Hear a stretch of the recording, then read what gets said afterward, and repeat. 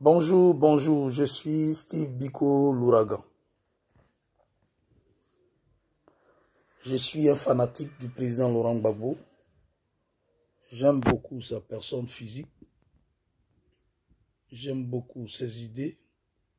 La vision qu'il porte, je me noie dedans.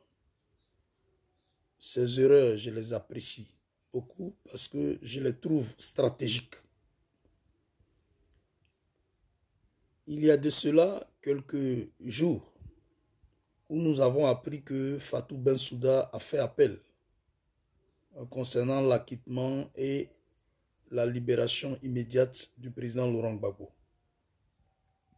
Je parle du président Laurent Gbagbo parce qu'il me semble, dans ma lecture, qu'il est le seul prisonnier qui est encore franc dans son engagement, franc dans son combat.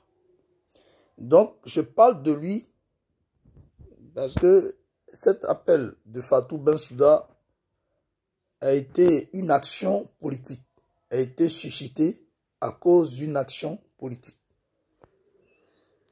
Je m'explique. Depuis un certain moment, le PDCI d'Henri Konan Bédié a multiplié des va-et-vient à partir de ces quatre pour aller rencontrer Laurent Gbagbo en prison lorsqu'il était dans le lieu pénitentiaire qui est la cour pénale qui est La Haye. Et puis, ils sont allés rencontrer aussi le président en Belgique depuis sa libération. Et cela a suscité une conversation entre Henri Konan Bédié et le président Laurent Gbagbo pour que ce dernier-là soit reçu par le président Laurent Gbagbo. Donc Henri Konan Bédié se déplace et il arrive en Belgique rencontrer Laurent Gbagbo.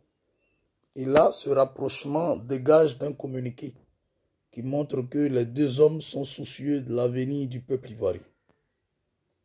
Vu ce rapprochement, Jean-Luc Fillon, qui était le parrain de Soro Guillaume, a eu déjà cette amitié parce que, ayant été éclaboussé par les infos de corruption sur sa personne et sur la personne de sa femme,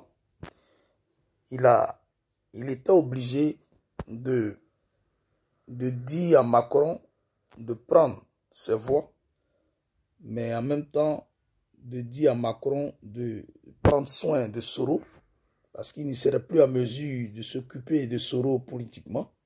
Et donc, Macron n'a qu'à tout faire pour que le mandat juridique qui est lancé contre Soro Guillaume soit classé.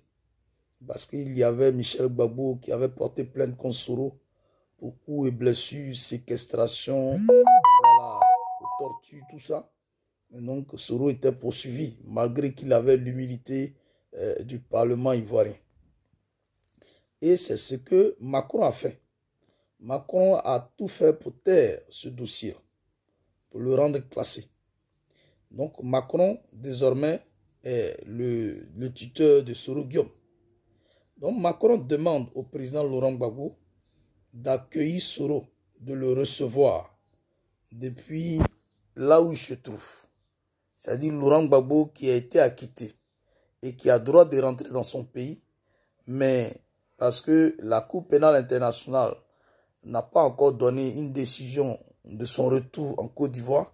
Donc là où il se trouve, il n'a qu'à accueillir Soro. Mais il va encore plus loin, ce Macron. Il dit au président Laurent Gbagbo d'accueillir Soro, mais de faire de Soro celui qui serait dans la plateforme, mais en même temps en première ligne. C'est-à-dire Soro n'a qu'à être dans la plateforme, mais en même temps Soro n'a qu'à être en première ligne. Soro n'a qu'à être le leader de la plateforme. Donc si jamais il y a élection en Côte d'Ivoire en 2020, c'est Soro qui sera le candidat de cette coalition. Voilà ce que dit Macron.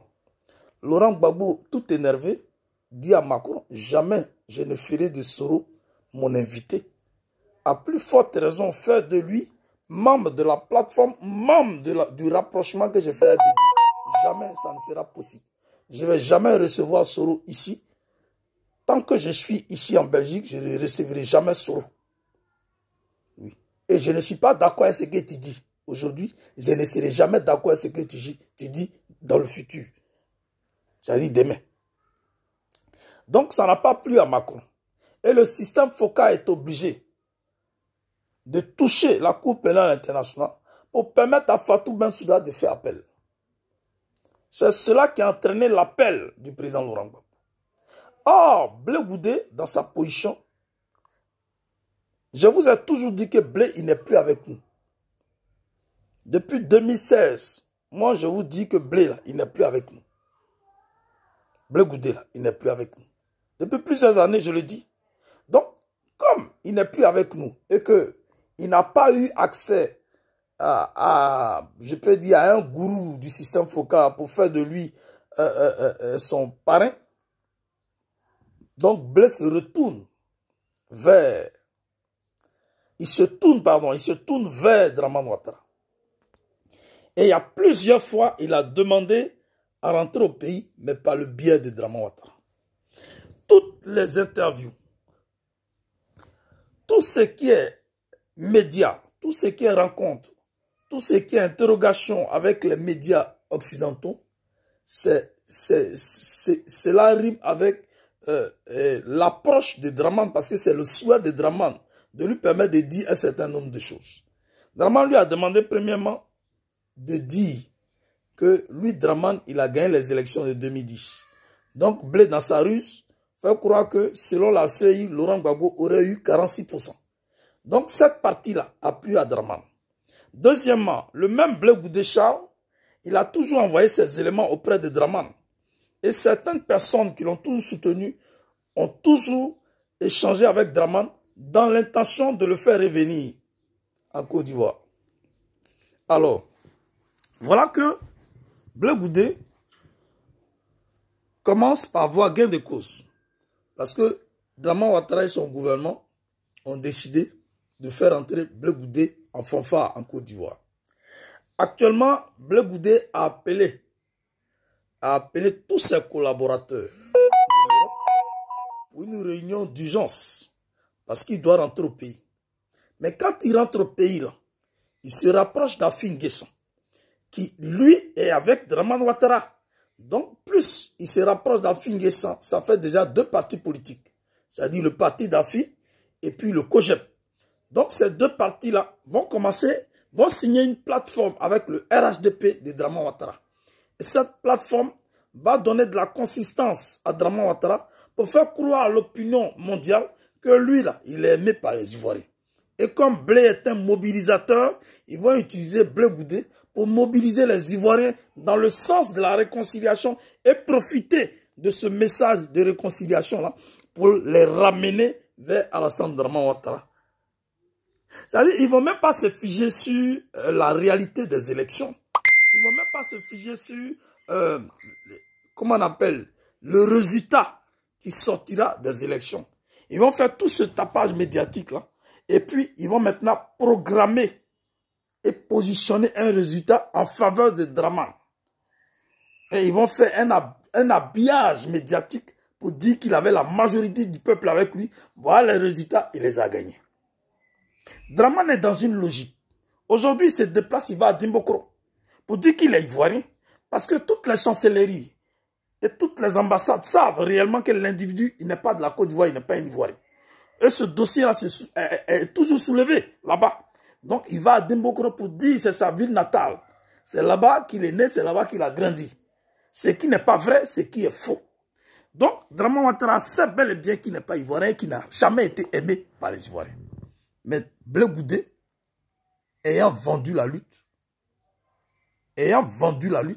sachant bel et bien ce qu'il attend par rapport à son comportement de traite et de lâche, il se sent obligé et se sent contraint à rentrer au pays avec un composant, en s'alliant aux tueurs, aux criminels, à celui qui a détruit la Côte d'Ivoire depuis plusieurs années, dont lui, Blé, il a combattu. Donc aujourd'hui, Blé s'apprête à rentrer en Côte d'Ivoire. Chers camarades, le combat continue parce que le retour de Blé en Côte d'Ivoire nous libère. Le retour de Blé en Côte d'Ivoire libère le président Laurent Gbagbo. Le retour de Charles Blé Goudé nous situe et nous permet de croire et de comprendre réellement qu'au cœur de la LMP d'alors, il y avait de véritables traites. Donc, automatiquement, on se rend compte que le combat est presque fini. Donc, Charles Blé Goudé vient de révéler la nature même des traites et la nature, je veux dire, la consistance, la constance de leur traîtrise, mais vient d'énumérer le nombre de traites. Dans leur schéma, ils ont tout fait pour mettre fin à la vie de Sangaré Abdraman. Mais quand on met fin à la vie de Sangaré Abdraman, c'est pour laisser le boulevard à Simone Gbagbo de récupérer le Front populaire ivoirien et de tuer désormais le parti. Désormais de tuer le combat, mais d'isoler Laurent Gbagbo. Malheureusement pour eux, Sangaré n'est pas là, mais Laurent Gbagbo est là. Même s'il n'est pas en Côte d'Ivoire, depuis sa position, a commencé par mettre de l'ordre dans son parti. Et puis depuis sa position, il réussit à contrôler et à gérer le parti. Et il réussit à orienter et il réussit à transmettre le message qu'il faut aux militants et aux sympathisants du FPI.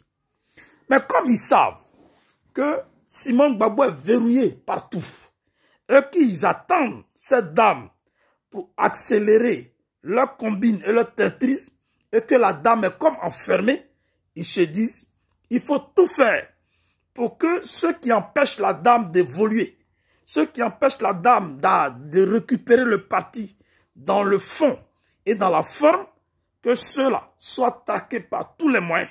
Voilà pourquoi vous assistez sur les réseaux sociaux, la traque, je veux dire les menaces, et puis les injures à l'endroit, et les injures contre Assou-Adou et contre Laurent Akoun. On fait même entendre que Assou-Adou et le vice-président Laurent Akoun ont tenté d'empoisonner Simone Gbagbo. Ce qui est faux, parce que eux, c'est leur pensée, c'est leur objectif. Leur objectif, là, c'est d'empoisonner les gens. Comme ils ont réussi à empoisonner la plupart de leurs camarades du parti, ils décident maintenant d'empoisonner certaines personnes qui leur font ombrage. Et c'est dans ce contexte-là que moi, Biko, je demanderai à ce que la sécurité du président Laurent Gbagbo soit renforcée. Je souhaiterais que la sécurité de Nadi Bamba soit renforcée. Je souhaiterais que ceux qui mènent le combat, que ce soit Laurent Akoun, Assou-Adou, que leur sécurité soit renforcée. Parce que ceux-là, ils sont bloqués. Ils ne savent plus où aller. Ils ont tenté de corrompre des fédéraux, ça n'a pas marché. Ils ont tenté de corrompre des militants et des secrétaires de section, ça n'a pas marché. Ils ont tenté de faire de la récupération pour proposer une candidature concrète. Jusqu'à présent, ça ne marche pas. Parce que Simone Gbagbo elle-même, elle sent que quand elle a envie de dire le nom de Laurent Gbagbo, ce sont des applaudissements et des acclamations. Mais quand elle ne parle pas de Laurent Gbagbo, elle attire la foudre et le courroux sur elle. Aujourd'hui, Laurent Gbagbo est dans une position de combat. En même temps qu'il dit niet à Macron, c'est en même temps qu'il dit niet au système Fokar. C'est en même temps qu'il dit oui au combat, c'est en même temps qu'il dit oui à la libération. C'est en même temps qu'il démontre sa détermination pour ce que j'appelle un affranchissement. Chers miens, chers résistants, vous qui m'écoutez, l'heure est arrivée pour que toi-même tu prennes position et que tu comprennes réellement que ce combat-là est ton combat. Et tu ne dois pas laisser le chef se battre seul. Tu dois le soutenir et tu dois marquer de ton empreinte. Sors de l'ignorance, sors de l'aveuglement et continue de te laisser envelopper par la lumière. La lumière qui te donnera la force d'avancer et la lumière qui te donnera de la crédibilité. Notre combat est presque achevé. Notre combat est presque au bout. Laurent Gbagbo va bientôt rentrer. Quand il rentre là, ce n'est pas pour les élections. Laurent Gbagbo rentre pour s'asseoir dans son fauteuil présidentiel et pour continuer à gérer, mais à faire une bonne gestion du pays et du peuple. C'est de ça que je voulais parler ce matin, ce midi. Que Dieu nous bénisse, que Dieu bénisse la Côte d'Ivoire, que Dieu bénisse le président Laurent Gbagbo. Je vous remercie.